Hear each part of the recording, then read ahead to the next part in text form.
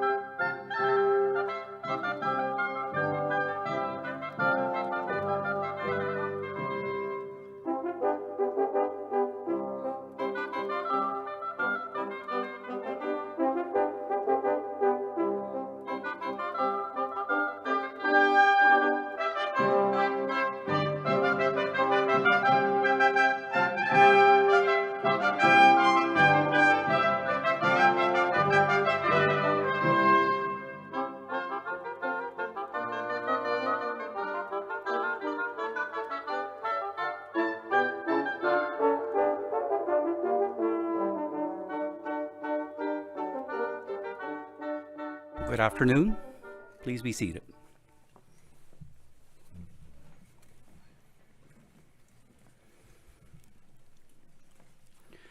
Welcome to University of Texas, Dallas. I am Juan Gonzalez, and as your graduate dean, it is my honor to welcome all of you, the doctoral candidates, faculty mentors, family, and friends to this special hooding ceremony. Doctoral candidates, you have achieved a major milestone. Today, you move from being our students to our colleagues. This is a tremendous accomplishment, and I congratulate all of you on it.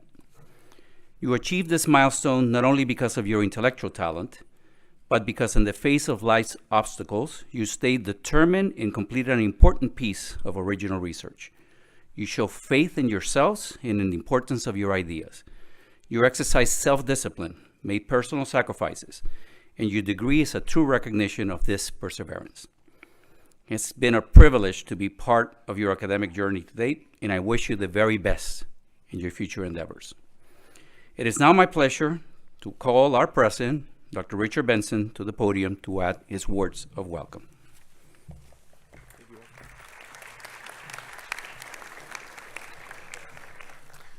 Thank you, Dean Gonzalez, and good afternoon, everyone. Before I turn my attention to the graduates, I want to acknowledge the work of my colleagues as we conclude the academic year and prepare for the start of a new one. So thank you to all of the faculty mentors for all that you have done on behalf of our students and UTD. So it's important work. And now to the stars of the day. Congratulations to each of our new PhDs. Job well done. Today's hooding ceremony is designed to acknowledge your achievements as well as to publicly honor the family and friends who helped make this milestone possible. So graduates, let's have a second round of applause in thanking your family and friends. They certainly share in your accomplishments. So thank you very much.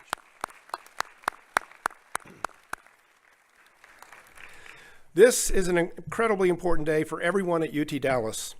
The work that you undertook here has greatly benefited this university. And few journeys are as intense, exhilarating, exhausting, satisfying as the pursuit of a doctoral degree.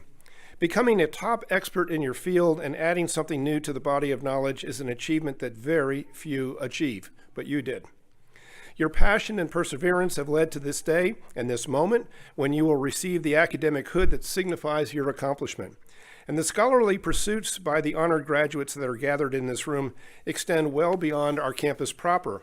Collectively, you have made us healthier and happier and safer and made our communities better. Your work is also a legacy. It becomes the foundation for future scholarship that will lead to countless other innovations. In other words, your work at UTD will live on. Graduates, today we celebrate your completion of this tremendous goal, but even greater things are on the horizon, and I, for one, am excited to see what comes next for you. I have one request: don't stop. Continue to hew to the responsibilities that your degree confers. Continue to ask questions, to be guided by evidence, to expand the boundaries of human understanding. Your bright minds have never been needed more. So I'm very proud of you and grateful. Thank you for choosing UT Dallas for your graduate studies. Thank you for helping our faculty become better scholars themselves. Thank you in advance for representing the best of UT Dallas throughout your careers. And finally, welcome to the community of scholars.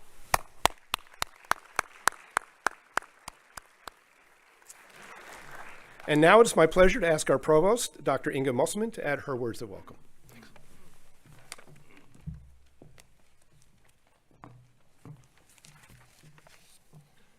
Thank you, President Benson, and good afternoon, graduates. Until today, you have been our students. Now you are our colleagues. Think about that for a second. Think about what an accomplishment this is.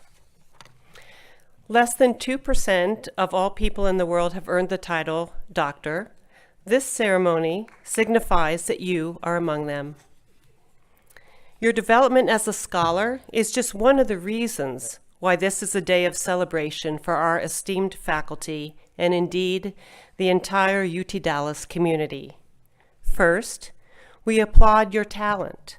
You don't reach the level of education you have attained without knowing your subject matter inside and out. Second, we acknowledge your exceptional mastery of an academic field.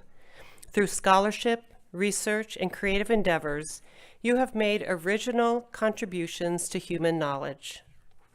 Finally, we admire your commitment and your perseverance, despite the many sacrifices earning a doctorate demands.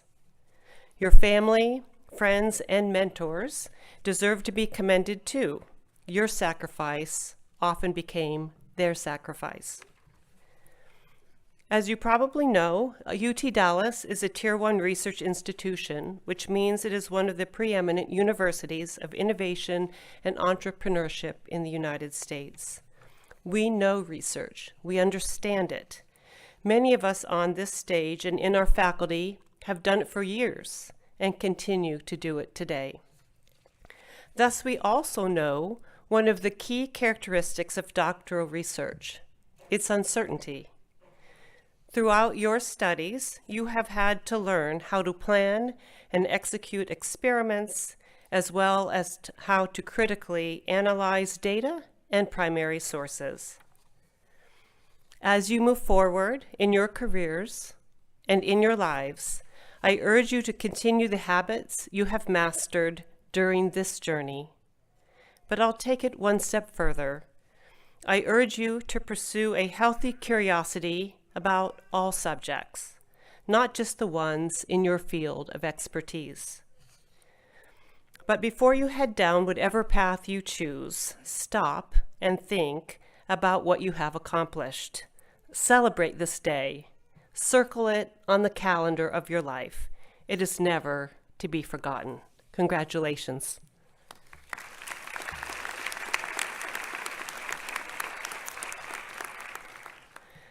I would now like to introduce some of my colleagues on the stage. First, our deans. When I call your name, please stand and remain standing. Dr. Niels Romer, Dean of the Harry W. Bass Jr. School of Arts, Humanities, and Technology. Dr. Stephen Small, Dean of Behavioral and Brain Sciences. Dr. Jennifer Holmes, Dean of Economic, Political, and Policy Sciences. Dr. Porras Balsara, Vice Dean, standing in for Dr. Stephanie Adams, Dean of the Eric Johnson School of Engineering and Computer Science. Dr. Tanya Wissinger, Interim Dean of Interdisciplinary Studies. Dr. Varghese Jacob, Vice Dean, standing in for Dean Hassan Prakul of the Naveen Jindal School of Management. Dr. David Heinemann, Dean of Natural Sciences and Mathematics. And now for our graduate council, Dr. Shiley Warren, Associate Dean, School of the Arts, Humanities, and Technology. Dr. Shayla Holub, Department Head, standing in for Dr. Robert Stillman, Associate Dean of Behavioral and Brain Sciences. Dr. Doyeon Kim, Associate Dean, School of Economic, Political, and Policy Sciences.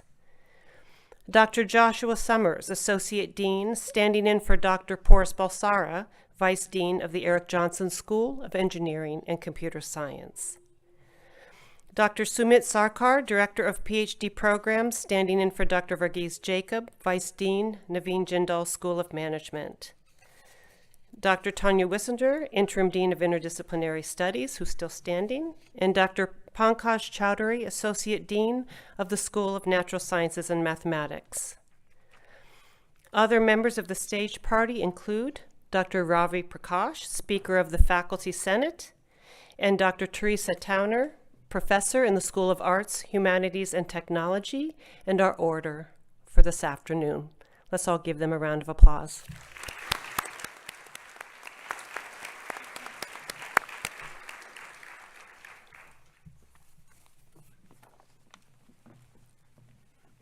Thank you, Dr. Musselman.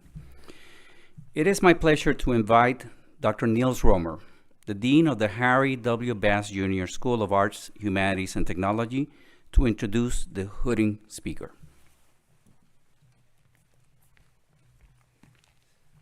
Thank you very much. It's my great pleasure and honor really to introduce my colleague, Dr. Rainer Schulte, who's the founder, professor in literature and translation study in our school.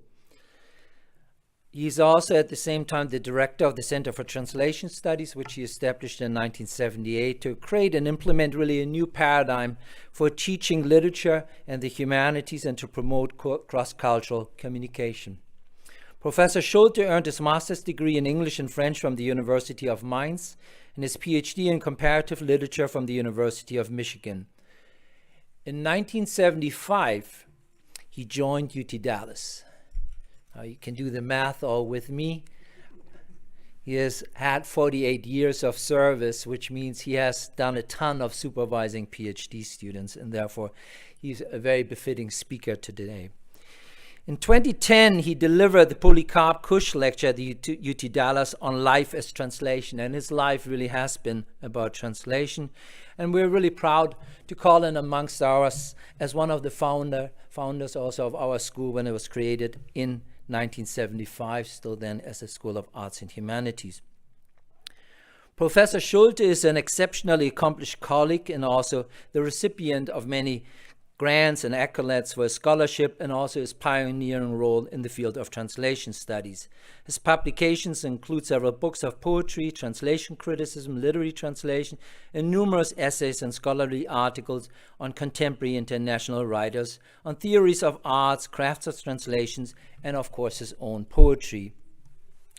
He has been a leader in raising the visibility of translation studies in the United States, and has been instrumental in promoting literary studies at other universities.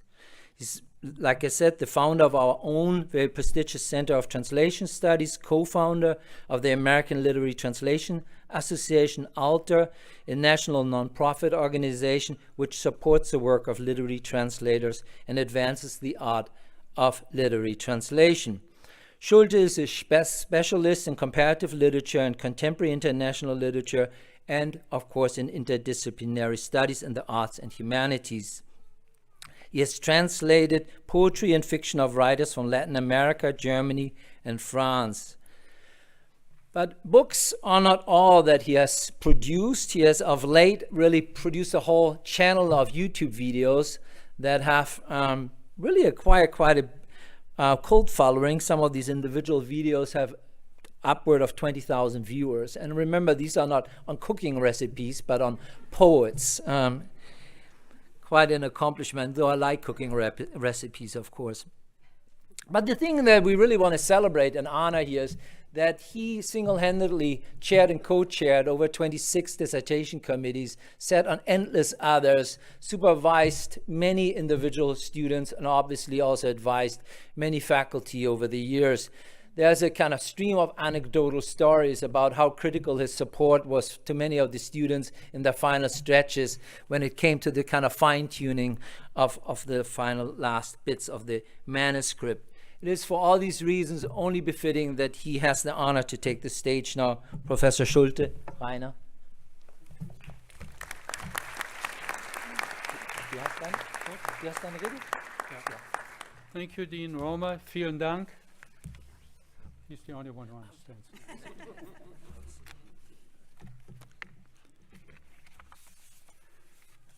I'm pleased to be here this afternoon. I will tell you and take you for about a 10-minute cruise that I hope the boat is air-conditioned, also likely my car right now. And my speech is really dedicated a little to the future. So the title of my speech is Moving Toward New Horizons in the Academic World. It is my great pleasure to congratulate our PhD students for having completed their studies. Make you take a few moments to breathe deeply, to regain a certain normalcy in your lives. I was reminded when I had passed my qualifying, the defense of my dissertation at the University of Michigan, it was ice and snow, so I went to the next tree and embraced the tree.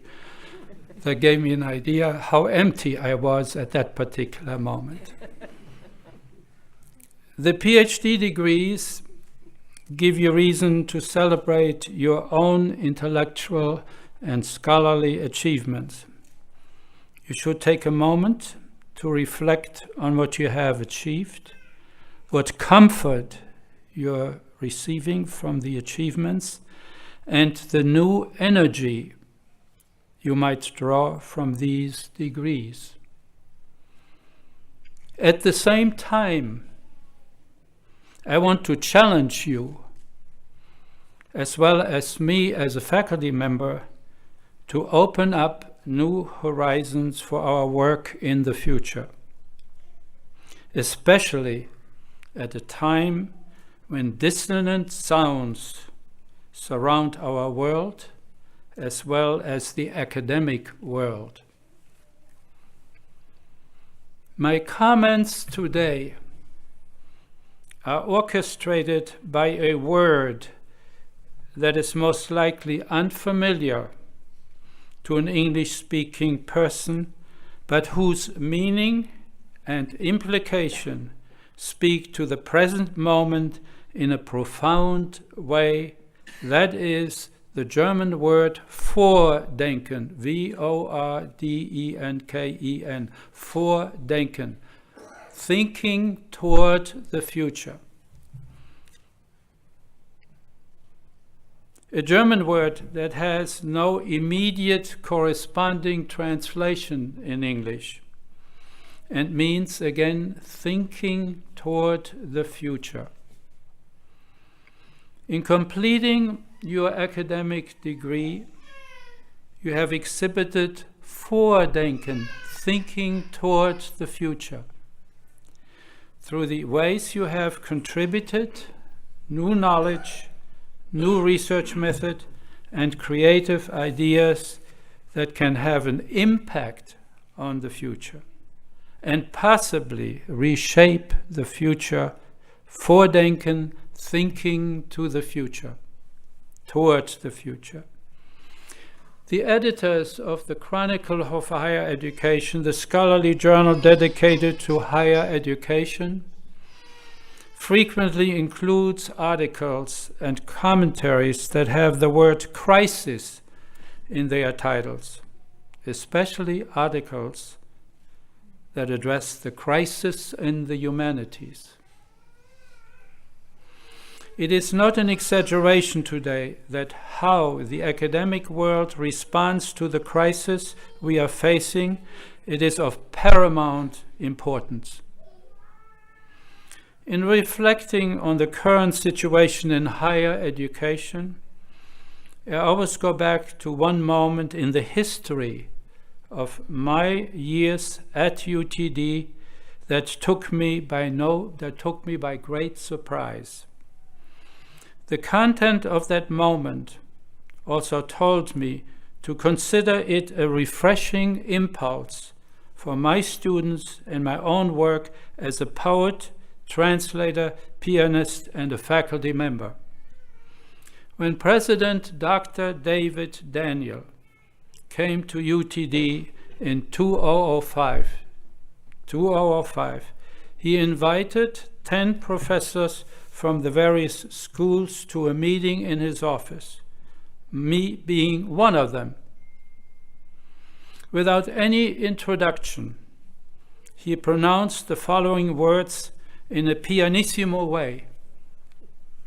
UTD students and UTD faculty are not taking enough risks.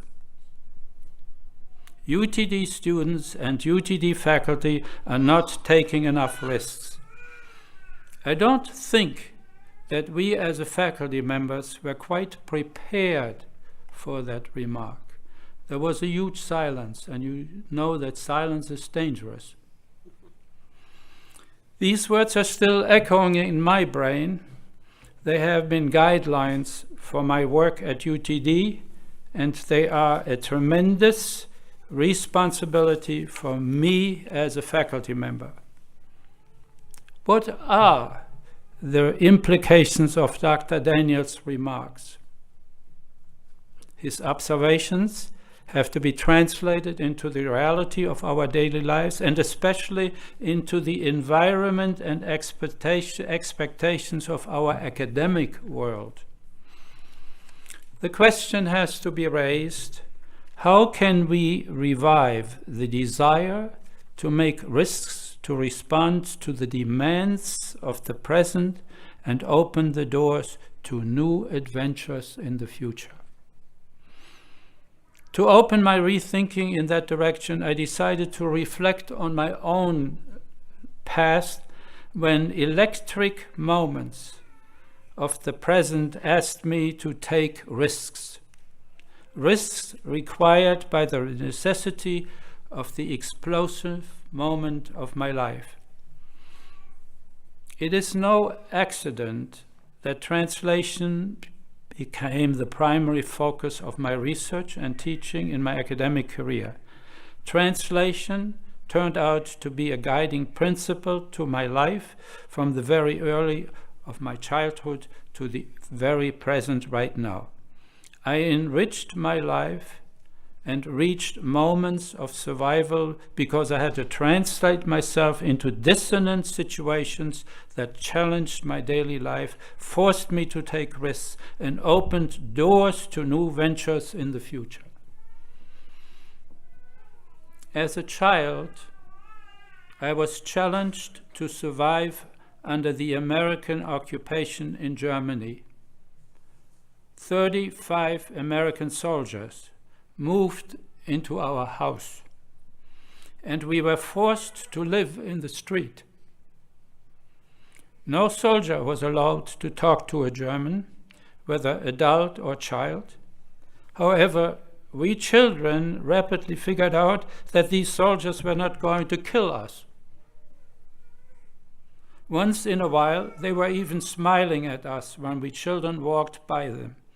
Myself, being an 8-year-old child at that time. They actually did want to talk to us, to alleviate their boredom when they stood in front of the house for 10 hours to protect the soldiers inside. We soon figured out how to communicate with them. As I continued to hold it, wrong page. We are all fallible. This turned out to be my first act of translation. When the soldiers' feet were placed straight forward like this to each other, we would not speak with them. However, we figured out when their feet were open to the right and to the left, the coast was clear, we could talk to them. The situation challenged me to engage in the act of translation, not a verbal translation, but a visual translation.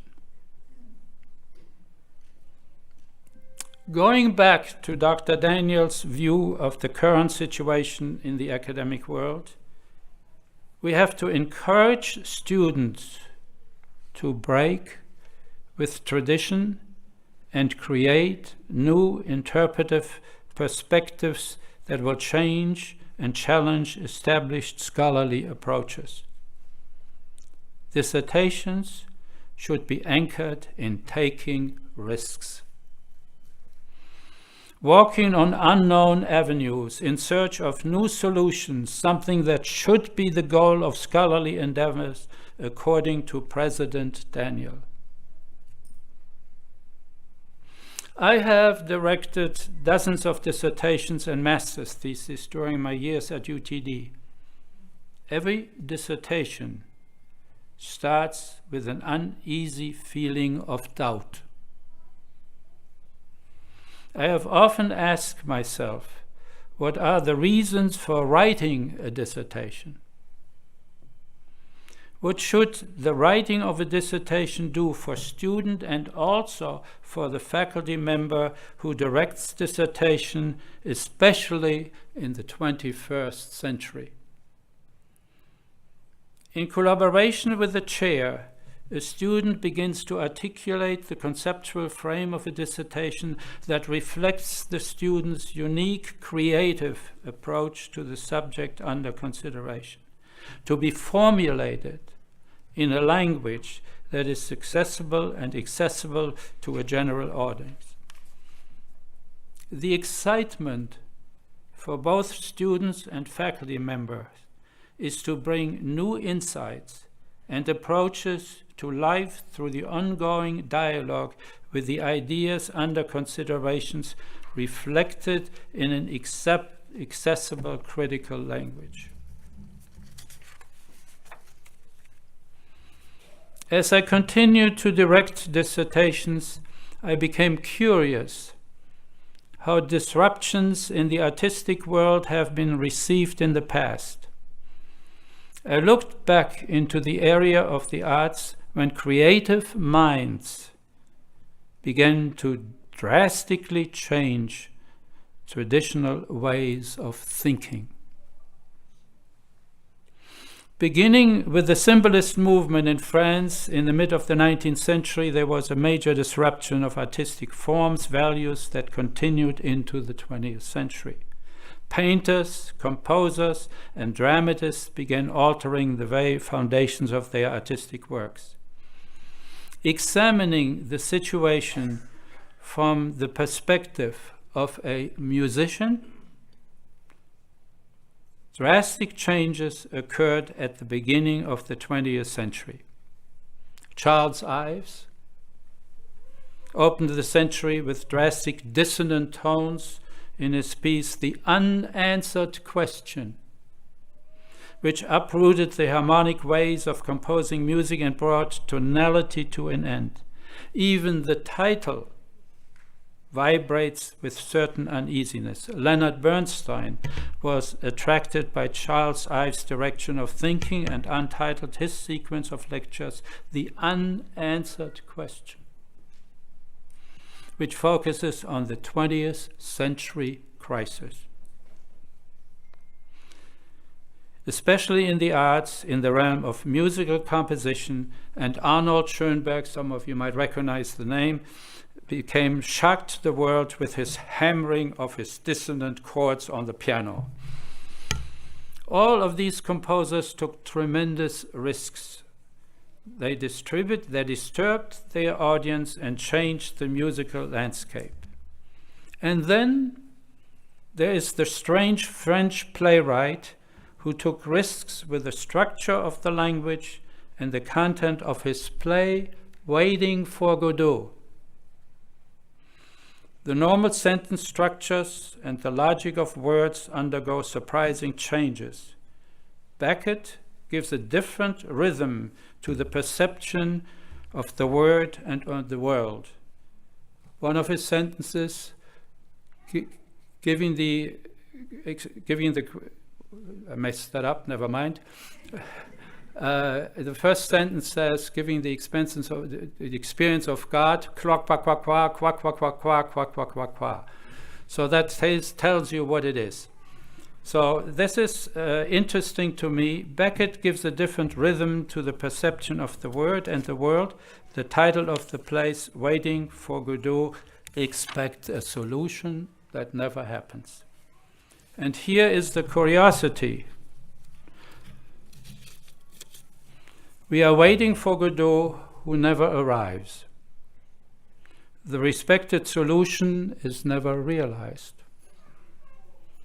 I was struck a few weeks ago when I looked at the TV screens of the television that I found people standing in train stations and at airports in waiting rooms, very big people, both male and female, and they had around their neck, they had Godot.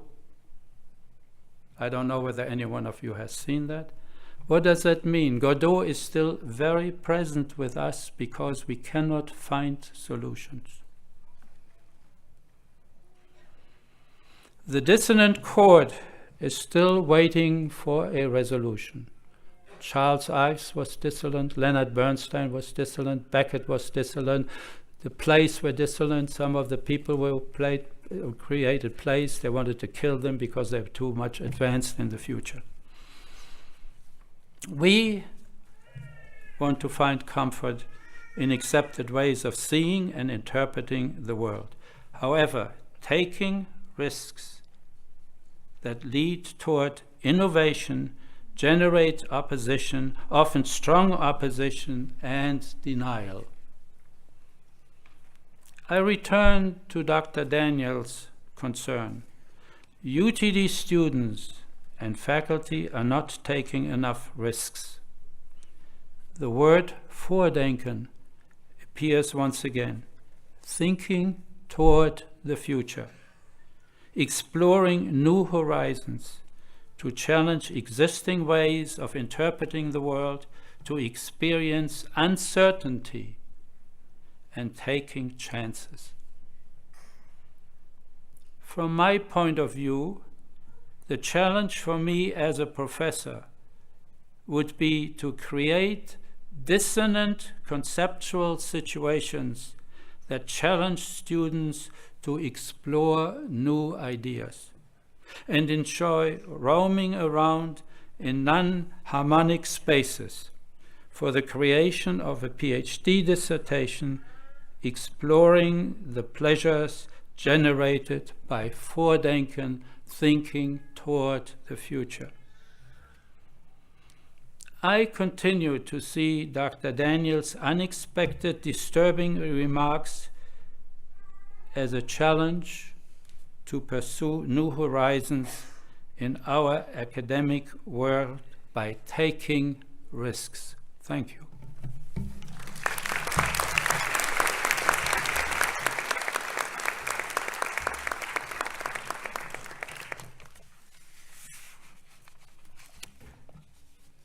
Oh, sorry.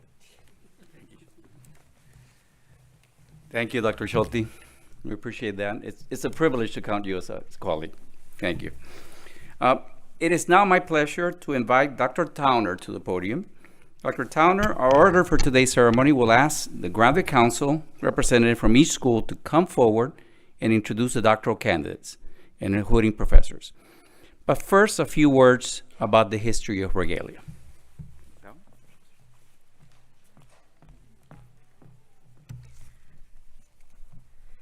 Before we begin the hooding ceremony itself, I'd like to tell you something about the regalia that you're going to wear for the rest of your academic career.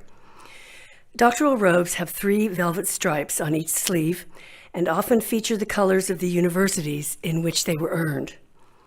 The hood you will receive today has its origins in medieval Europe, when it was adopted for use by monks, clergy, and university students, when all of whom used it not only for alms, but for money. So remember this. It's an important feature of the hood. It doesn't get used that often anymore that way, but maybe your families and our friends will start using this for its intended purpose, start carrying that cash. By the 15th century, it had come to be seen as a symbol of graduation and taken on distinctive colors and materials. The modern doctoral hood is about 4 feet long with 5-inch velvet edging, which at this university is dark blue to signify the Doctor of Philosophy degree, or gold and yellow for the Doctor of Science. The hood you will shortly be wearing is lined with university colors of orange, green, and white. These were chosen by the university's first president and his assistant in 1971. The conferral of this hood will distinguish you, among other scholars, as a University of Texas at Dallas graduate. I now invite Dr. Small, Dean of Behavioral and Brain Sciences, to come forward and assist the provost, and Dr. Hullab, department head, to call each candidate.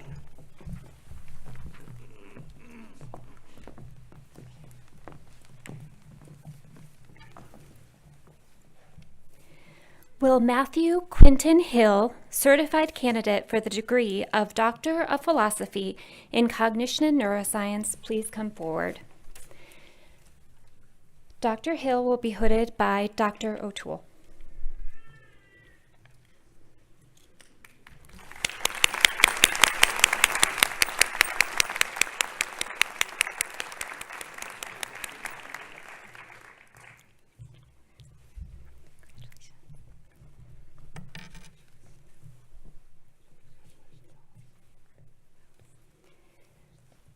Will Mackenzie Brianne Taylor, certified candidate for the degree of Doctor of Philosophy in Cognition and Neuroscience, please come forward?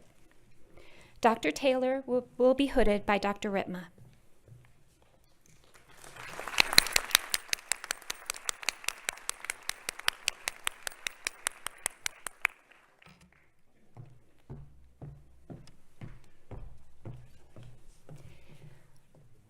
Will Yujong Zhao, certified candidate for the degree of Doctor of Philosophy in Cognition and Neuroscience, please come forward. Dr. Zhao will be hooded by Dr. Ritma.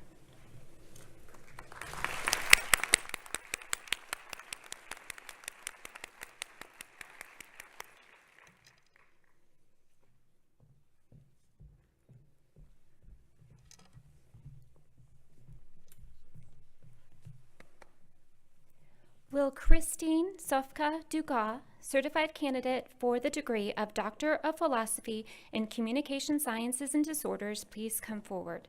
Dr. Dugas will be hooded by Dr. Hart.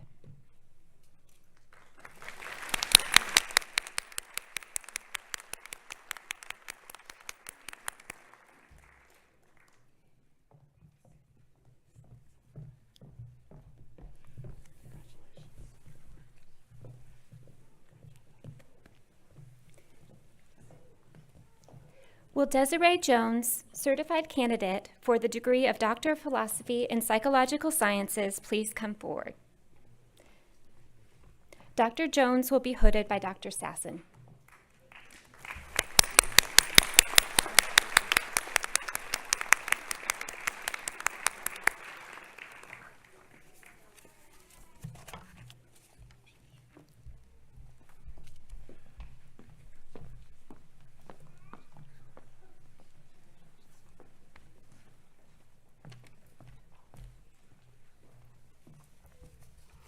I now invite Dr. Holmes, Dean of the School of Economic, Political, and Policy Sciences, to come forward and assist the Provost, and Dr. Kim, Associate Dean, to call each candidate.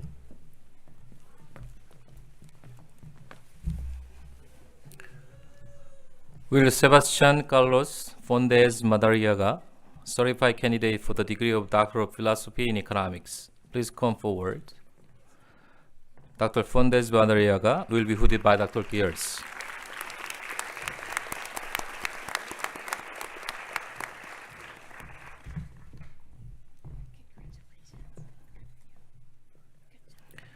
Will Jin Luo, certified candidate for the degree of Doctor of Philosophy in Economics, please come forward.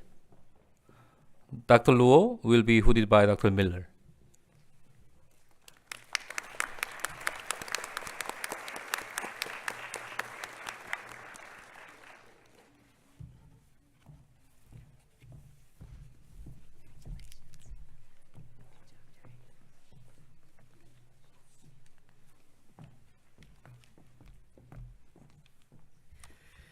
I now invite Dr. Balsara, Vice Dean of the Eric Johnson School of Engineering and Computer Science, to come forward and assist the Provost, and Dr. Summers, Associate Dean, to call each candidate.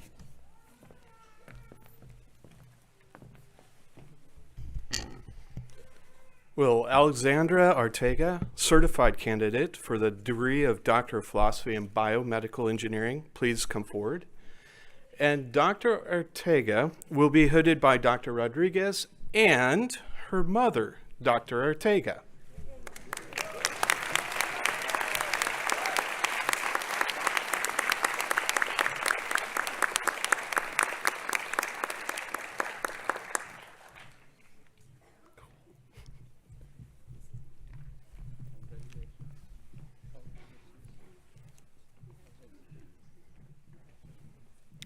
Will Daniel Maruri, certified candidate for the degree of Doctor of Philosophy in Biomedical Engineering, please come forward? And Dr. Maruri will be hooded by Dr. Varder.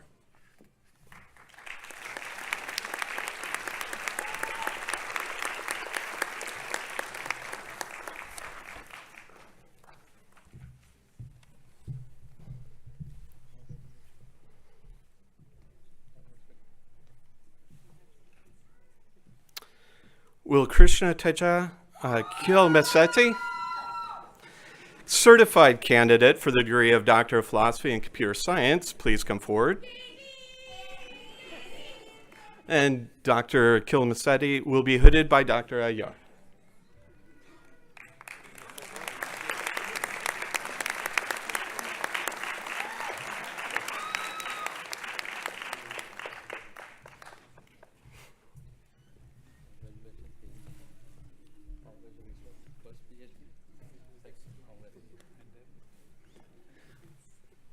Will Ka Ya Teo, certified candidate for the degree of Doctor of Philosophy in Computer Science, please come forward.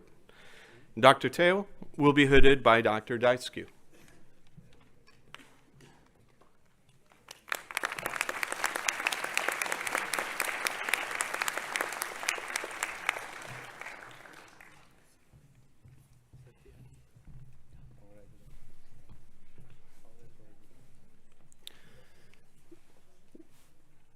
Will Masood Farhadi, certified candidate for the degree of Doctor of Philosophy in Electrical Engineering, please come forward. And Dr. Farhadi will be hooded by Dr. Akin.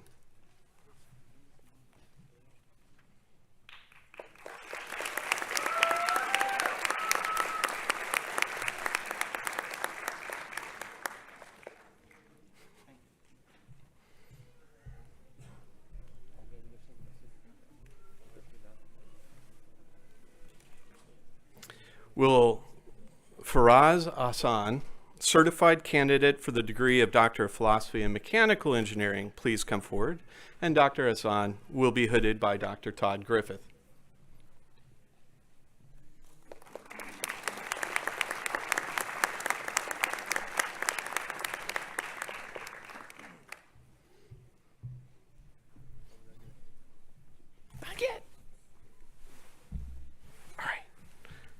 Will Alejandra Escalara Mendoza, certified candidate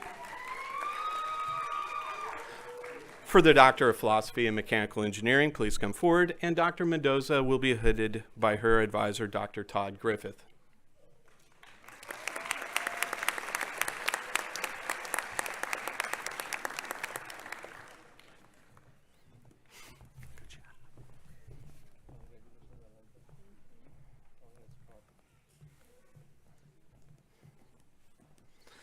Will Shweta Hamat Jagdale, certified candidate for the degree of Doctor of Philosophy in Mechanical Engineering, please come forward. And Dr. Jagdale will be hooded by her advisor, Dr. Golden Kumar.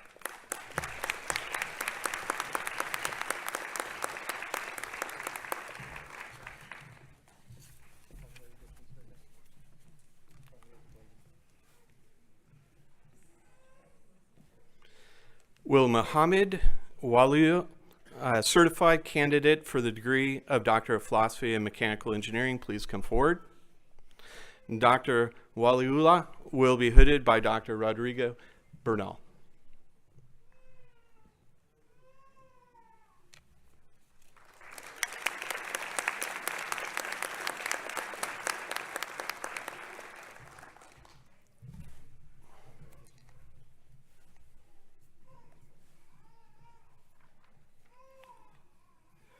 Will Kirthi Koluri, certified candidate for the degree of Doctor of Philosophy in Software Engineering, please come forward. And Dr. Koluri will be... And she will be hooded by Dr. Cheng.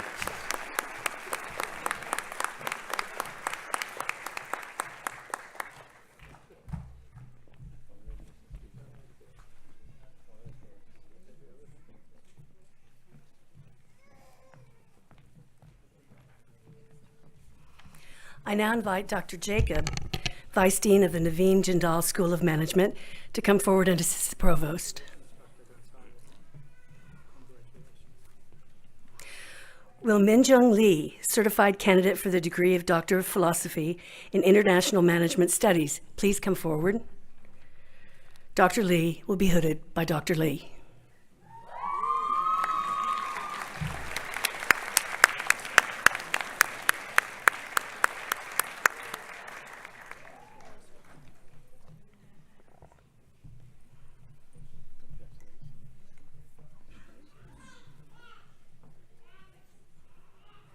Will Yu Liu, certified candidate for the degree of Doctor of Philosophy in International Management Studies, please come forward.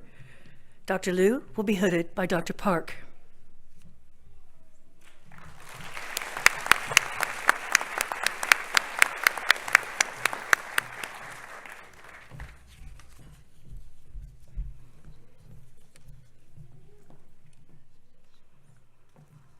Will Cameron Holstead, certified candidate for the degree of Doctor of Philosophy in Management Science, please come forward? Dr. Holstead will be hooded by Dr. Sadka, and Markov.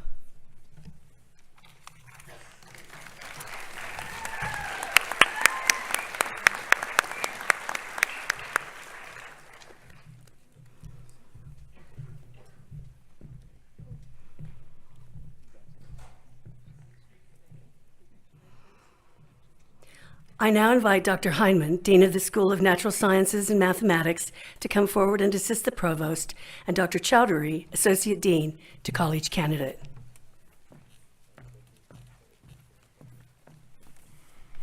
Will Samira Harari, certified candidate for the degree of Doctor of Philosophy in Chemistry, please come forward? Dr. Harari will be hooded by Dr. Zeng.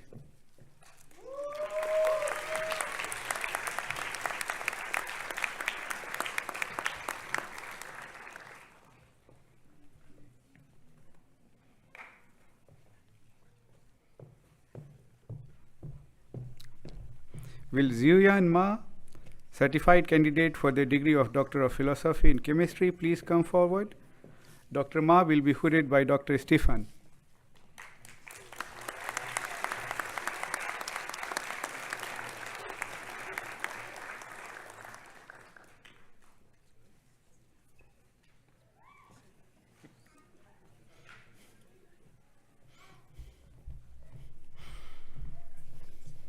Will Yafen Tian, certified candidate for the degree of Doctor of Philosophy in Chemistry, please come forward? Dr. Tian will be hooded by Dr. Balkas.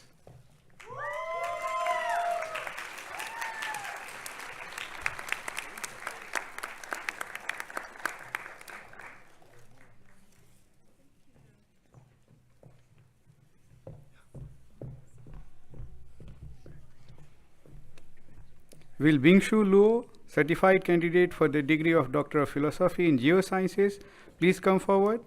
Dr. Luo will be hooded by Dr. Zhu.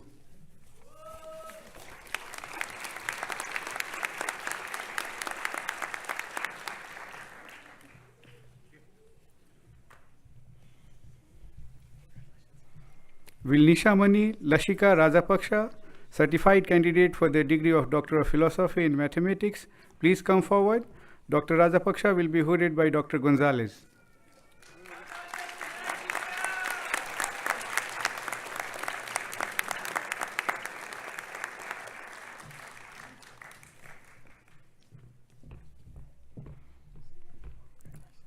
Will Hari Prasad Sitola, certified candidate for the degree of Doctor of Philosophy in Mathematics, please come forward? Dr. Sitola will be hooded by Dr. Areche.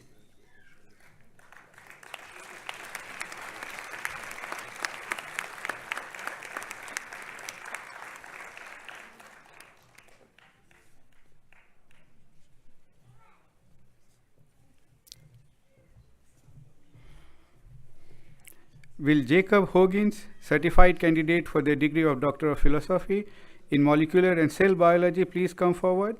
Dr. Hoggins will be hooded by Dr. Reiser.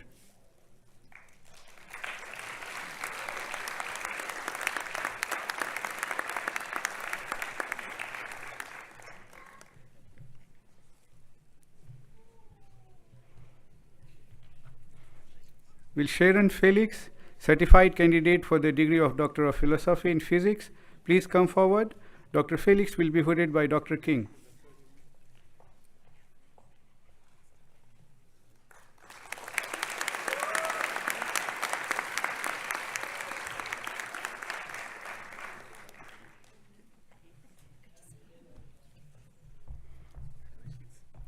Will Stephen Patrick Fluke, certified candidate for the degree of Doctor of Philosophy in Physics, please come forward? Dr. Fluke will be hooded by Dr. Vandenberge.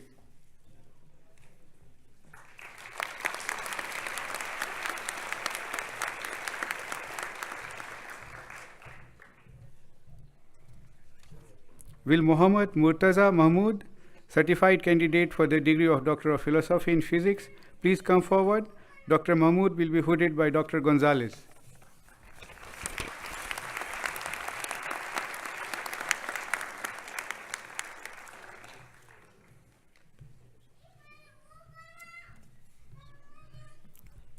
Vilthantrige Lakshika Madhuvanti Ruberu, certified candidate for the degree of Doctor of Philosophy in Statistics. Please come forward. Dr. Ruberu will be hooded by Dr. Biswas.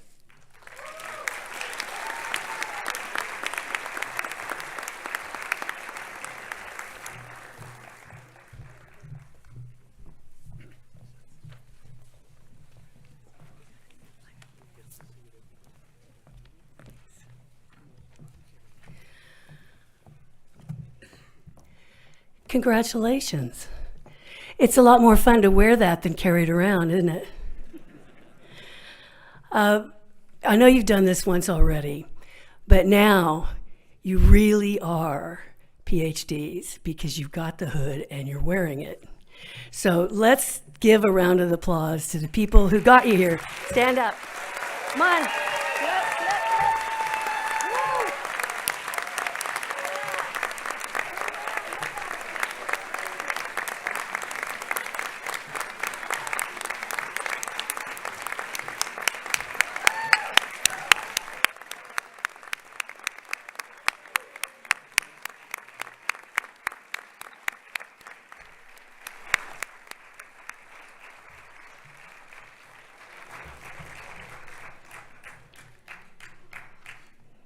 You win. It is a special day, and on behalf of the faculty at the University of Texas at Dallas, I am privileged, honored, and very pleased to join with the stage party in welcoming you to the community of scholars. Thank you.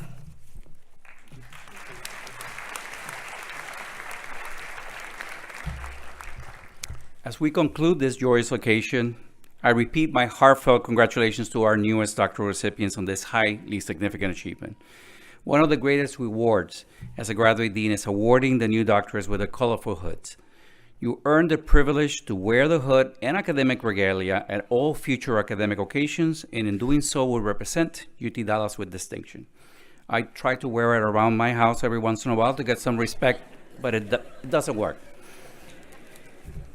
You are now a permanent part of UT Dallas. Stay in touch and continue sharing your talents and your accomplishments so we can continue rejoicing with you and your future successes. Speaking of rejoicing, it's wonderful that your family and friends are here for this doctoral hooding ceremony. Your accomplishments today are truly a joint effort, and you could not have succeeded without their encouragement and sacrifices in supporting your success. As we are expressing our appreciation, I must finish by expressing mine to those who brought the ceremony together, including the stage party, the staff members from my office, and most especially Special Events Coordinator Lila Fortran, and our wonderful graduate readers, Bradley Zamore, Elizabeth Miller, and Allison Nepoknik, who read and assisted you with the formatting of every one of your dissertations, some of them multiple times. I ask that the audience please remain seated as we first the stage party, then the newly minted doctorates and their supervisors process out. The audience can then join them to continue the celebration in the lobby for a small reception and a welcome to the alumni community. Again, my wholehearted congratulations on each and every one of you.